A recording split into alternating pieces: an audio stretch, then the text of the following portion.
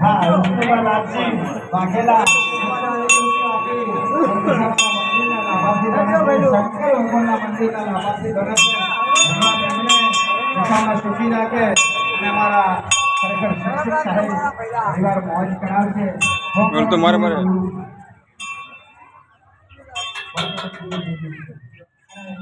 આજે ગિરનારના થોડીક કામ થઈ છે તો મારા ભાઈઓ આપણા સામ સેવકોને ખાસ વિનંતી હાથ જોડજો